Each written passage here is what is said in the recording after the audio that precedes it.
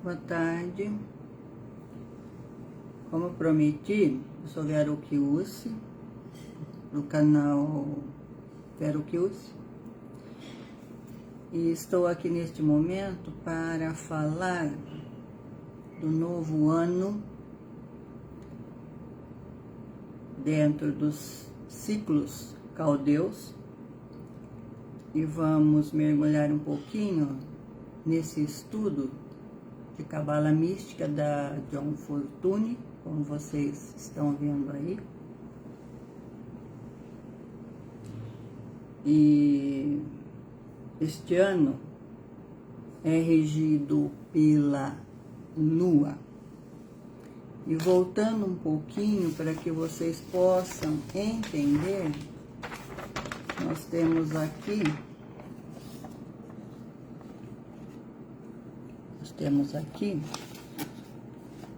os ciclos caldeus, como eu já mostrei uma vez para todos vocês. Um momento. Então, para vocês entenderem, né, 2021, 2022 e 2023. Né? Então, nós temos a regência de Marte, de 1909 até 1944, são 35 anos. Depois vem para a Lua, 1945 até 1980. Nós tivemos a família, a reconstrução do lar, a chegada dos hippies. Depois a regência do Sol, 1981 até 2016. Grande definição de poderes das várias nações. Depois a regência de Saturno, de 2017 até 2052, que é hoje, que é a energia conservadora e pesada, porque é submissa às vontades desse pai da responsabilidade, que é Saturno. Depois, somente em 2053, é que nós teremos, até 2088, nós passaremos para outra regência, que é a de Vênus. Apenas em 2053. Ok? Ok. E hoje nós estamos sob a regência da Lua. O ano passado, como vocês viram, foi a regência de Mercúrio. Tem um vídeo falando sobre toda a tarefa nossa com relação à comunicação, pensamento mental, que é regido por Mercúrio. Ok? De Mercúrio, de Rode, nós vamos agora em direção a Iesode. Iesode, que é a Lua. Deixa eu só procurar aqui, que faz tanto tempo que eu não faço as lives. Meu material está guardado em algum canto, ok? Mas vamos lá.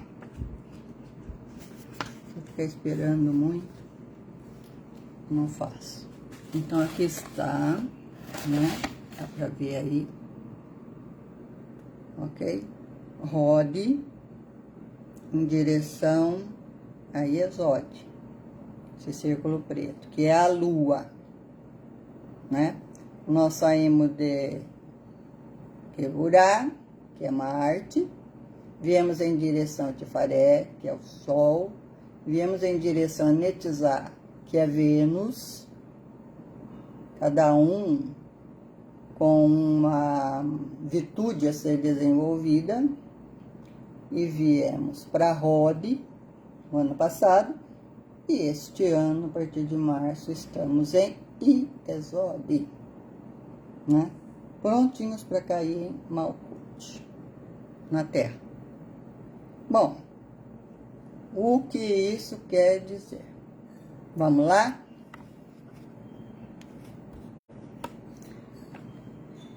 Espero que vocês tenham entendido. Mas vocês podem procurar os ciclos caldeus se quiserem entender melhor como isto tudo funciona no universo. Bom, Iesod,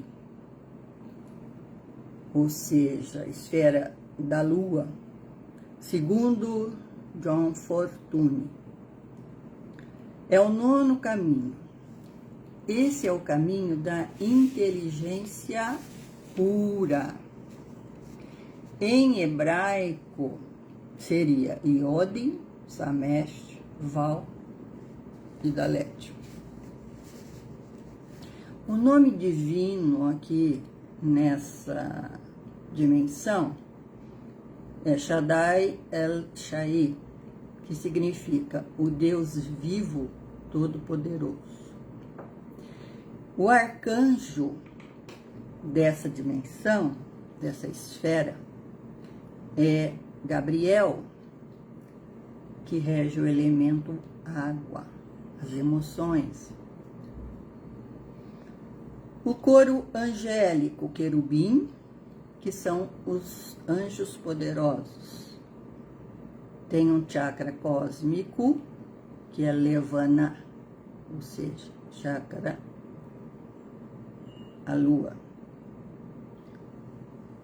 A experiência espiritual nessa dimensão é a visão do mecanismo do universo, como tudo funciona. A virtude a ser desenvolvida é a independência, mas o vício é a ociosidade. Aquele que não quer fazer nada, nenhum trabalho, na evolução, continua no vício da ociosidade. Qual é a correspondência no microcosmo do homem? São os órgãos reprodutores. O chakra sexual. Existe uma simbologia, né? Que é referente aos perfumes e às sandálias, citada no Evangelho. Representa as cartas do tarô, que são os 4 9. O 9 de paus representa uma grande força. O 9 de copas, felicidade material. O 9 de espadas, desespero e crueldade. E o 9 de ouros, ganho material. Ok? Então, ouros, terra, copas, água, e espadas, ar, e paus, fogo. O que quer dizer a visão do mecanismo do universo? O que é essa experiência espiritual para todos nós? Podemos fazer uma pergunta: como vamos reconciliar conceitos conflitantes com respeito a essa dimensão de Exódio? Nós dissemos que o 9º caminho purifica as emanações.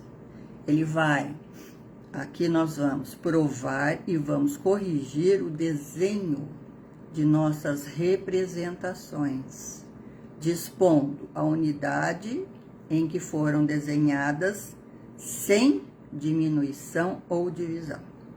Essa experiência é descrita como sendo a visão do mecanismo do universo. É o que nós precisamos entender este ano nesta dimensão de Iesod ou a Lua. Então, Iesod é a esfera da substância que participa tanto da natureza mental quanto da natureza material. A que nós chamamos o éter dos sábios, o grande Akasha, ou a luz astral. Acho que todos já ouviram falar dos registros akáshicos, né? E sobre luz astral. Representa um éter empírico, que é o éter do sábio de raiz, ou um éter dos físicos. Os 4 elementos dos antigos encontram a sua explicação, claro, vocês já ouviram falar, num 5º elemento, que é o éter, como afirmam todos os iniciados. E dizem que os 4 estados visíveis, claro, têm a sua raiz num 5º, que é invisível. Por exemplo, os 4 mundos dos cabalistas radicam num ponto além dos véus do imanifestado. Assim, nós podemos encontrar em Iesod esse 5º elemento, que é o imanifesto dos 4 outros elementos conhecidos em Malkuth, na 3ª dimensão. Nós podemos dizer que esse 5º elemento corresponde ao fogo dos antigos e ao éter dos modernos. E a terra, a água e o ar são os estados sólidos, líquido e gasoso da matéria, que todos conhecemos. Portanto, nós devemos conceber Iesod como um receptáculo, o receptáculo das emanações de todas as outras Sefirot, e como o único e imediato transmissor dessas emanações para Malkuth, para o plano físico. Também sabemos que a função de Iesod purificar essas emanações, prová-las, corrigi-las. Consequentemente, também é aqui que vão ocorrer as operações destinadas a corrigir essa esfera densa de Malkuth, ou dispor a sua unidade de desenho, e, portanto, Iesod é aquela esfera, aquela dimensão essencial de qualquer magia ou mágico que pretende realmente agir no nosso mundo físico. Mago tem que ser mago, tem que conhecer. Bom, todas as esferas operam de acordo com a sua natureza, claro. Não pode, de maneira alguma, ser alterada por qualquer influência mágica ou sequer milagrosa, né? Isso não existe. Nós podemos apenas corrigir ali o desenho de todas as representações nossas. Então, aquilo que for representado permanece firme, e as condições do nosso mundo material não podem ser arbitrariamente alteradas, e nem mesmo pela força espiritual superior, como alguns de nós pedimos a Deus para intervir, curando nossas enfermidades, ou fazendo cair chuva sobre a Terra. Isso não acontece, não pode existir. Essas condições não podem igualmente ser influenciadas pelo mago mais poderoso que possa existir.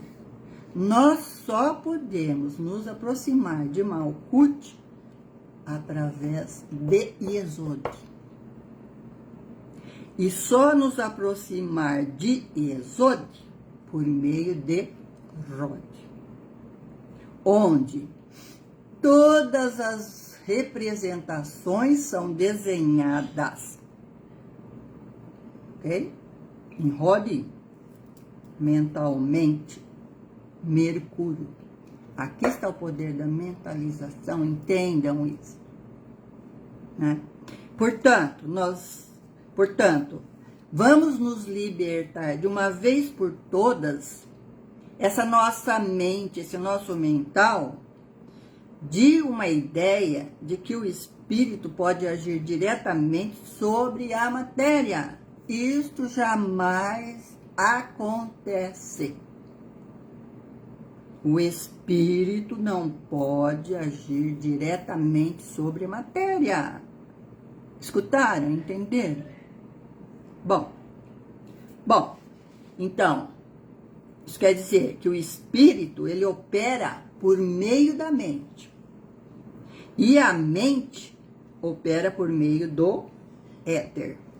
E o éter, que é a estrutura da matéria e o veículo das nossas forças vitais, pode ser manipulado apenas nos limites da natureza. Todos os acontecimentos miraculosos e sobrenaturais ocorrem, portanto, pela manipulação das qualidades naturais desse éter. E se nós pudéssemos compreender essa natureza do éter, deveríamos compreender a racionalidade da produção de todos os acontecimentos.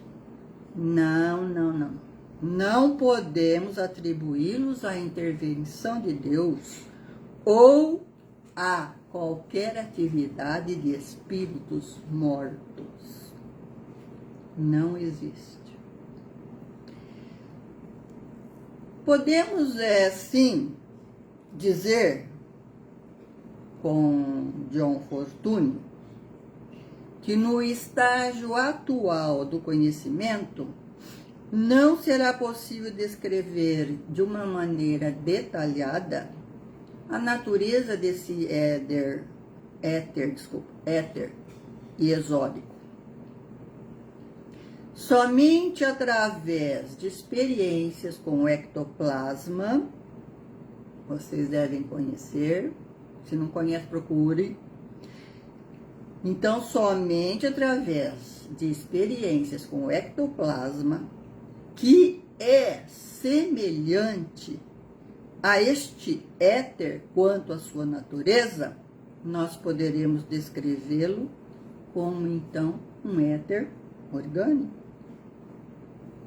Então, sabemos que o ectoplasma assume diversas formas e as retém, e depois as abandona com a mesma facilidade. O que mostra que não é a forma que confere a vida, mas a vida que determina a forma.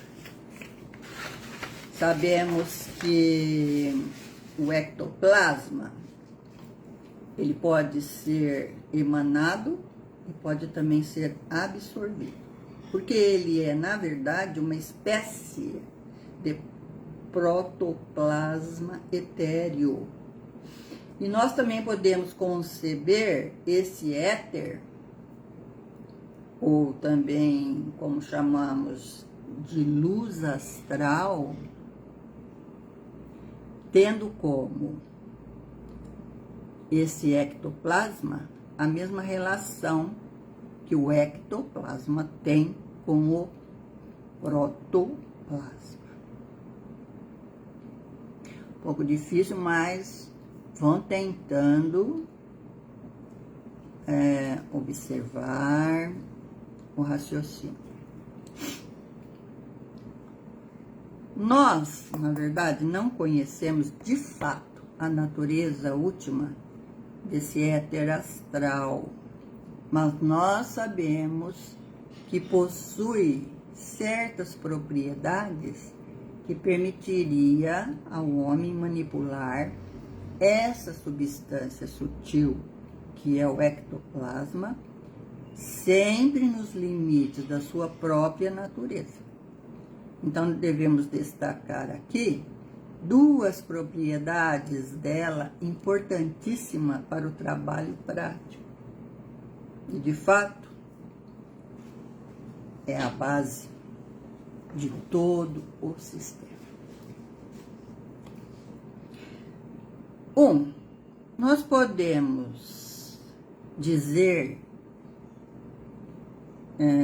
que a capacidade que o éter astral apresenta pode ser moldado pela mente. 2, ele tem capacidade de sustentar as moléculas da matéria densa em seus raios parecidos a fios, como uma rede. Bom, para explicar a sensação nervosa, nós devemos ver uma substância que é intermediária entre a mente e a matéria. Essa substância possui o poder de receber e manter a marca do nosso pensamento e pode também influenciar a posição no espaço das unidades atômicas da matéria, que são hipoteticamente que nós chamamos de éter astral.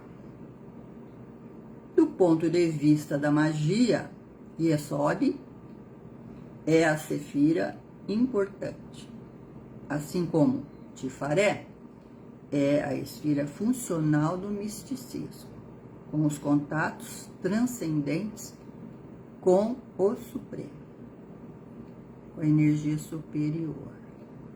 Tifaré é onde está a energia solar, Yesod, onde está a energia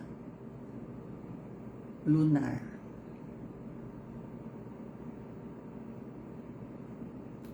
Bom, podemos dizer que Tifaré representa Keter, Keter para todos nós. Numa outra dimensão, numa outra esfera de consciência, Tifaré para nós humanos representaria a dimensão máxima de Keter, a coroa, né? A divindade suprema. Então, enquanto nós habitarmos aqui na carne, nenhum homem poderá ver a face de Deus e sobreviver. Essa luz, assim como nós não podemos olhar diretamente para o sol, sem queimar os nossos olhos, né? Nós jamais, encarnados nessa veste de carne, conseguiríamos aguentar a energia, a voltagem, vamos dizer assim, da divindade, do Criador. Bom, então, o que acontece é que só poderemos ver o nosso Pai, o nosso Criador, refletido no Filho, que representa Tifaré. E ali, então, ele pode mostrar a todos nós o Pai, o Criador. Então, através do Filho, da dimensão de Tifaré, né, no nosso sistema representado pelo Sol, é que nós poderemos ver refletida a imagem do Pai, a luz maior. Portanto, minhas amigas e amigos que gostam de estudar a Cabala e os mistérios do universo, nós podemos ver em Netizá, que seria a esfera de Vênus, em Rod, que é a esfera de Mercúrio, e em Exode, que é a de Lua, a tríade superior ofuscada por Tifaré, assim como o eu inferior é sempre ofuscado pelo eu superior. Ela é nossa luz máxima, né, que se manifesta aos poucos, esse nosso eu inferior. Essas 4 sefirot inferiores formam a nossa personalidade, ou a unidade da encarnação na árvore da vida, enquanto que a tríade superior de Chesed, de Geburah, de Júpiter, Chesed, de Geburah, Marte, e de Tifaré, o Sol, forma a individualidade ou o eu superior. E as 3 supremas é que vão corresponder à centelha divina, né? Mostrando mais um pouquinho esse desenho dessa árvore da vida, só para lembrarmos, né? Lembrarmos, não ficar muito assim, só falando, né? Deixa eu ver aqui onde eu acho. Um momento, por favor, um momento.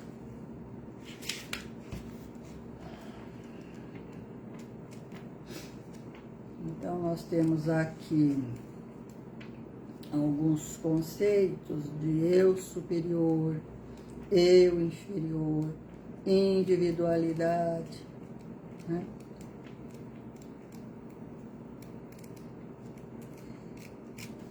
E para nós pensarmos, né, um pouquinho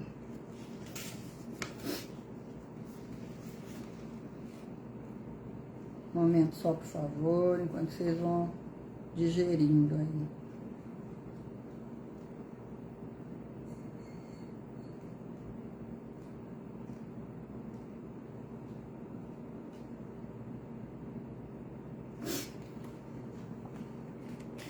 Observa só um pouquinho esse desenho.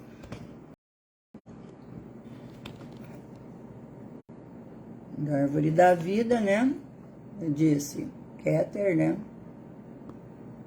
A luz suprema, as esferas superiores, né? Aqui nós temos Geburah, que eu falei, Marte, Chesed, que é Júpiter, e Tifaré, o Sol, que forma um triângulo voltado para baixo, mas no meio, aqui é o triângulo para cima, superior, esses 3, e nós estamos falando deste triângulo mais baixo, que é Rod, Netizá, Vênus, Mercúrio e Lua, Exode. Antes de entrarmos na terceira dimensão, que é Malkuth. Então, este triângulo inferior. E essa luz é refletida aqui, para todos nós que estamos na carne, na terceira dimensão. Nós só podemos ver o Pai refletido aqui no Filho. Aqui é a esfera crística, para vocês entenderem melhor. A esfera crística, uma energia também poderosa, né? A gente conseguir atingir aqui essa esfera crística, né? Aqui é samadhi com semente, aqui seria samadhi sem semente, só luz. Nós vamos explicar isso aqui, ok? Então, nós saímos daqui e vamos para essa dimensão, esse ano. Entendido? Bom, voltando aqui,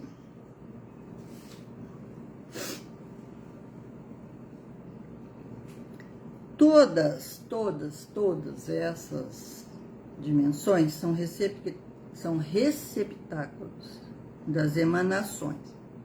Mas é de Ezori que Malkuth vai receber o influxo da força divina. Então, a esfera, a dimensão de Zod ou da Lua, ela tem uma importância muito grande. Tendo trilhado esse terrível caminho, que é chamado mesmo de terrível caminho, que é o 30º caminho do Tal, ou seja, a nossa cruz do sofrimento e de Saturno.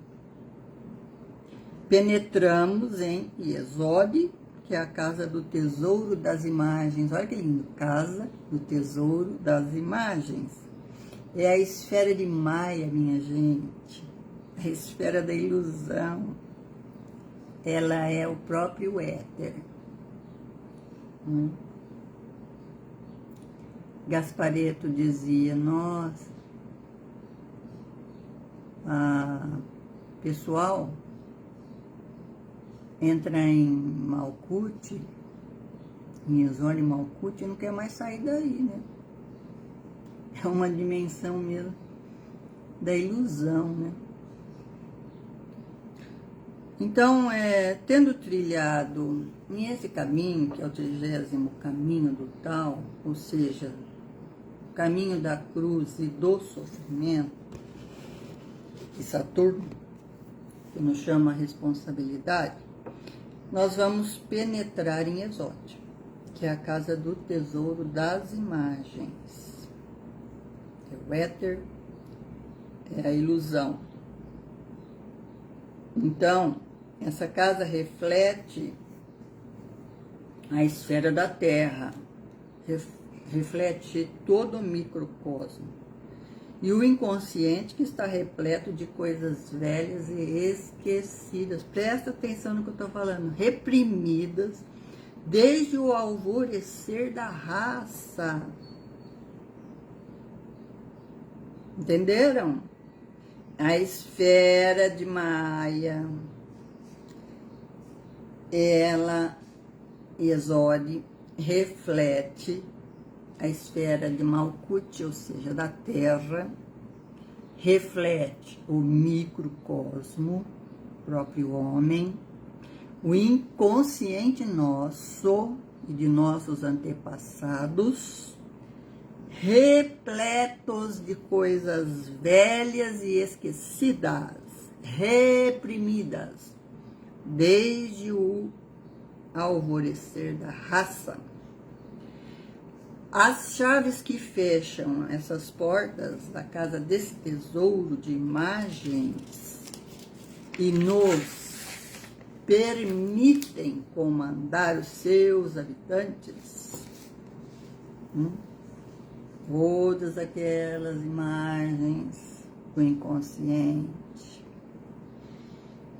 as imagens dos registros akáshicos da humanidade, o que nos permite comandar esses habitantes todos está em Rode Mercúrio mental, a esfera da magia. É o domínio da mente, que foi o trabalho que nós tínhamos que ter feito no ano passado. Portanto, os graus dos mistérios menores, nós sabemos que tem mistérios menores e os mistérios maiores. Os graus dos mistérios menores seguem pelo pilar central até Tifaré e não seguem a linha do relâmpago brilhante, né? Aquele relâmpago que desce, faz esse movimento, até Malkuth, chamado de relâmpago brilhante. Então, os graus chamados de mistérios menores não seguem a linha do relâmpago brilhante. Ele vai pelo pilar central. Em Tifaré, o iniciado toma o primeiro grau de adepto e daí retorna para poder aprender a técnica da magia relativa à personalidade da árvore, ou seja, a unidade macrocósmica da nossa encarnação. Ela avança pelo pilar central, o caminho da flecha, e passa pelo abismo até atingir Keter e penetrar na luz para nunca mais voltar. Olha que coisa legal, né? Olha aqui.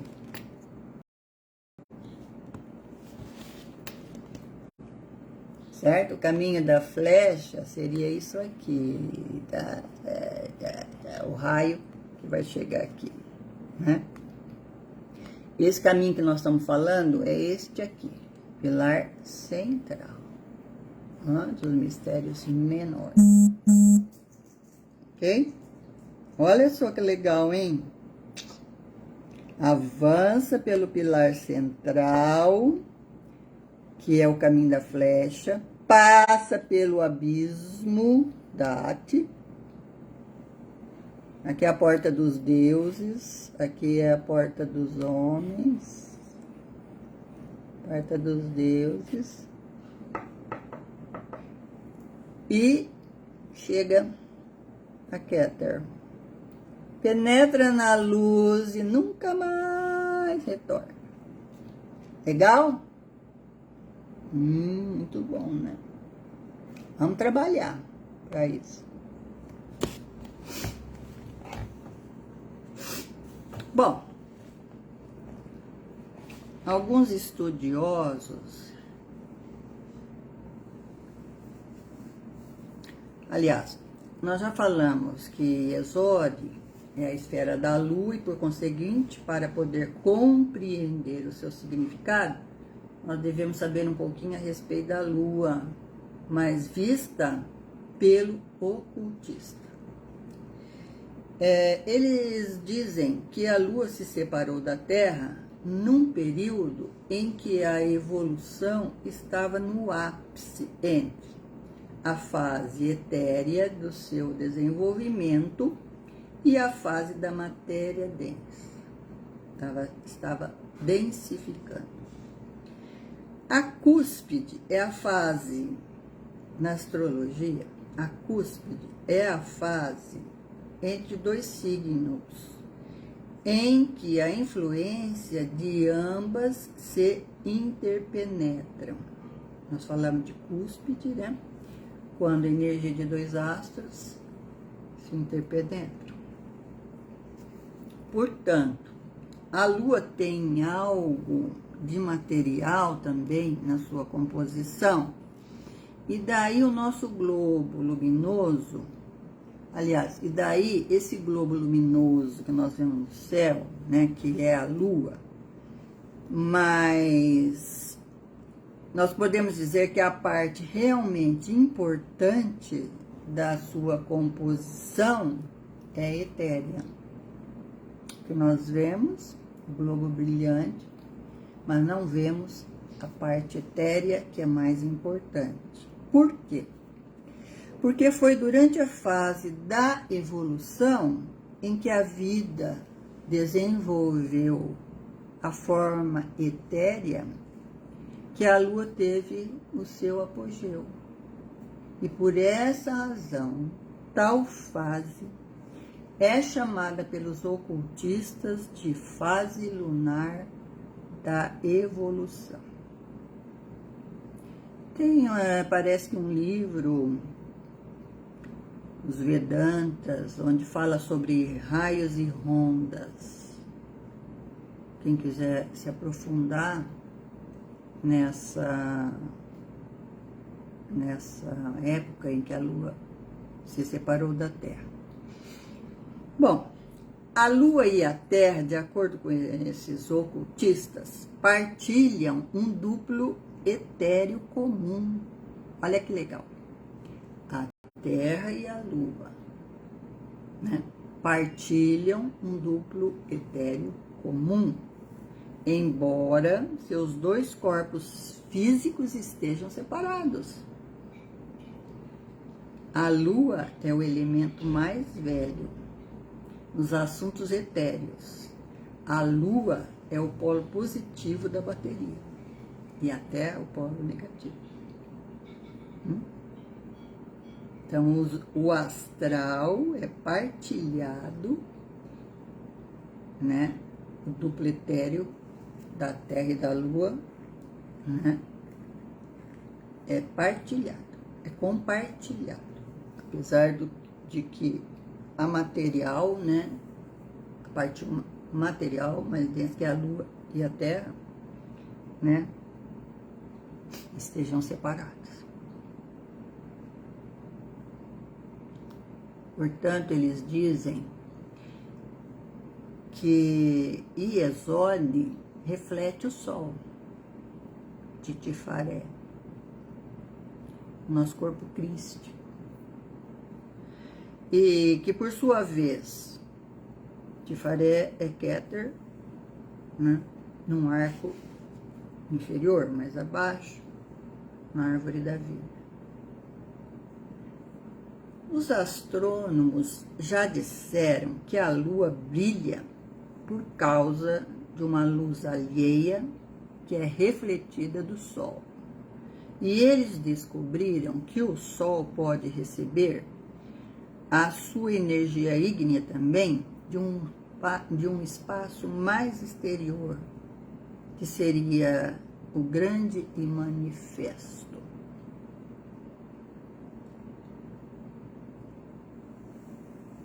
Então, Iesode, Luna, está sempre num estado de fluxo e refluxo, por causa da quantidade de luz solar recebida e refletida, que brilha e se apaga num ciclo de 28 dias. Malkuth, Terra, tem também um ciclo que é de 365 dias, cujas fases estão assinaladas pelos nossos equinócios e solstícios.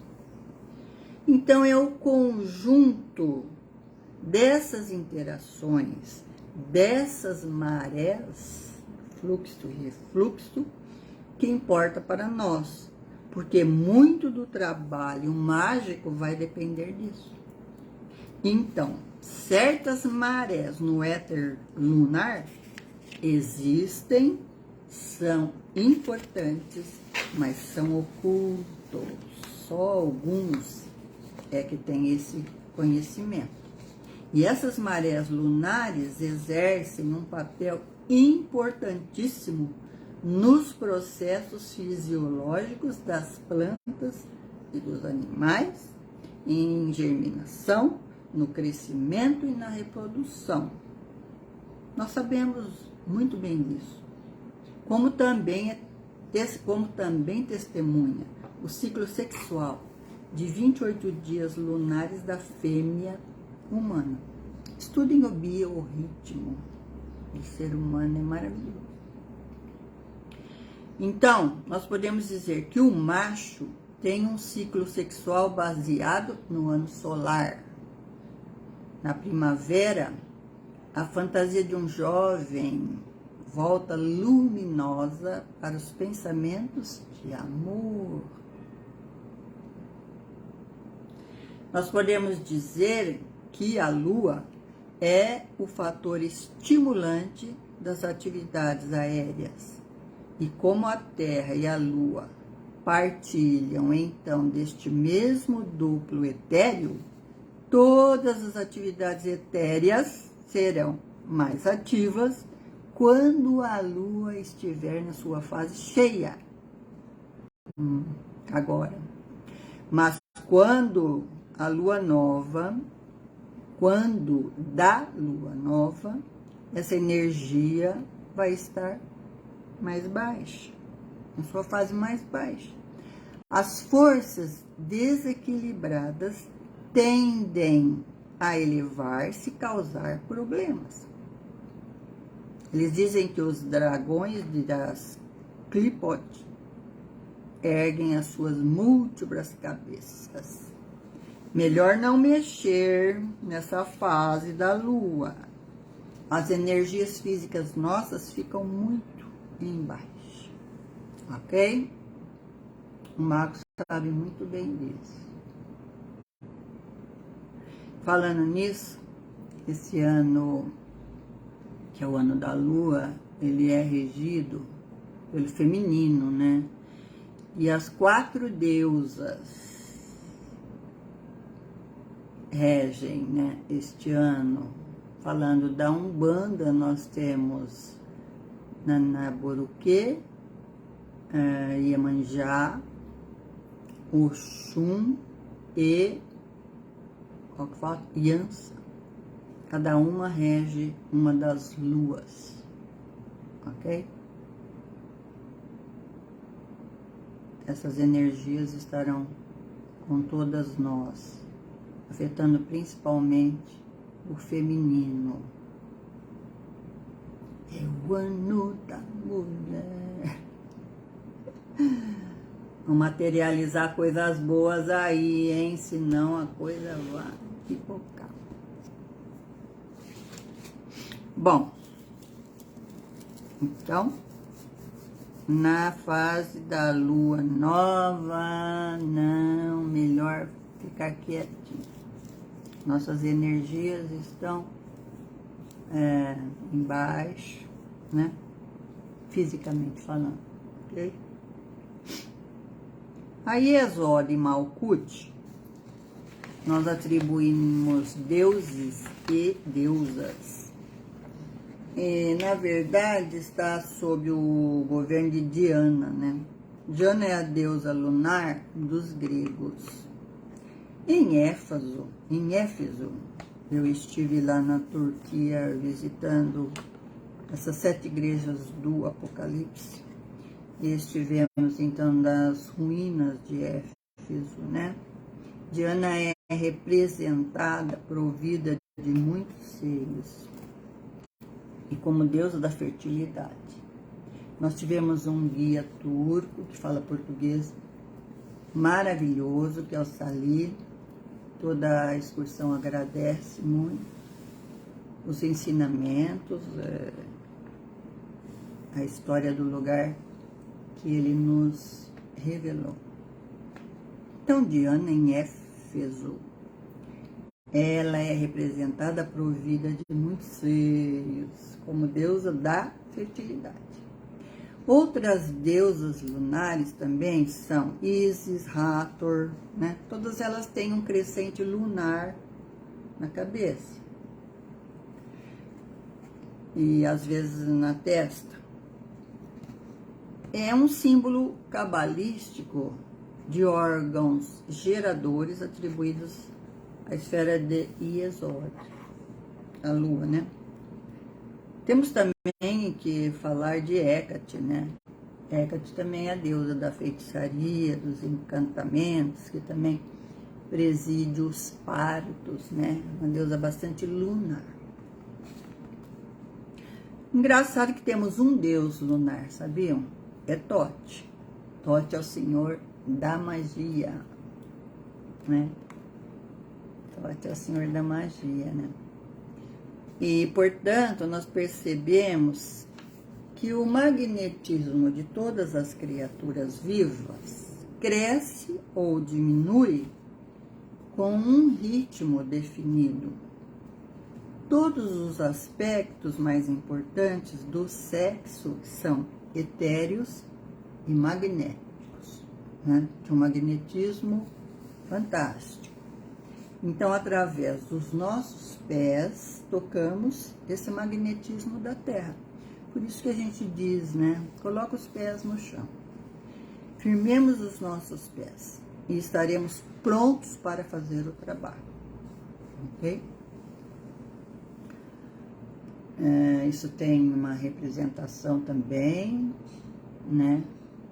Na religião, que é a lavagem dos pés e o perfume, né? Sandálias e os perfumes. O caminho 32, ele é chamado de inteligência auxiliar, porque dirige todas as operações dos 7 planetas e suas divisões e os auxilia. Então, é aqui em Exode, nesse caminho 32, que podemos dizer que é uma inteligência auxiliar. Ela está, nessa dimensão, estão sendo dirigidas todas as operações referentes aos 7 planetas do nosso sistema solar, né? Auxilia. Então, é um caminho que liga Exode a Malkuth, já falamos, e através dele são insufladas no indivíduo as imagens contidas, todas as imagens contidas em Exode, no 9º caminho.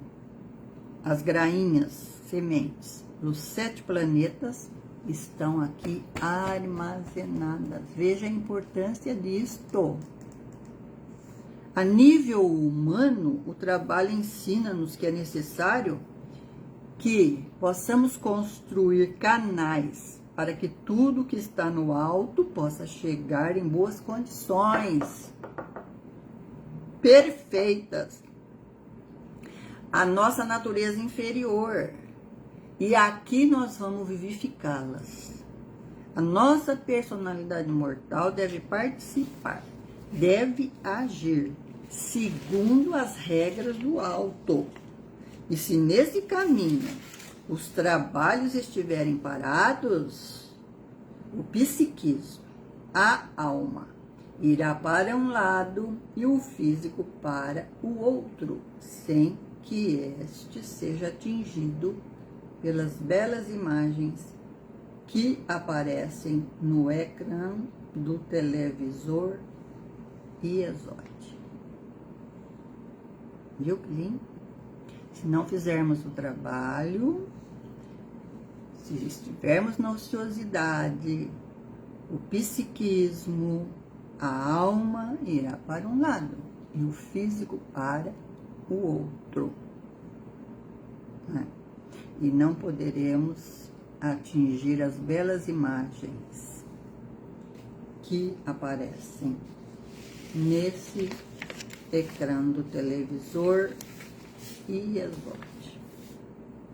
Eu vou encerrar aqui, porque eu tenho mais coisas a falar, mas o vídeo ficaria muito grande. Então, eu encerro este e vou começar a segunda parte.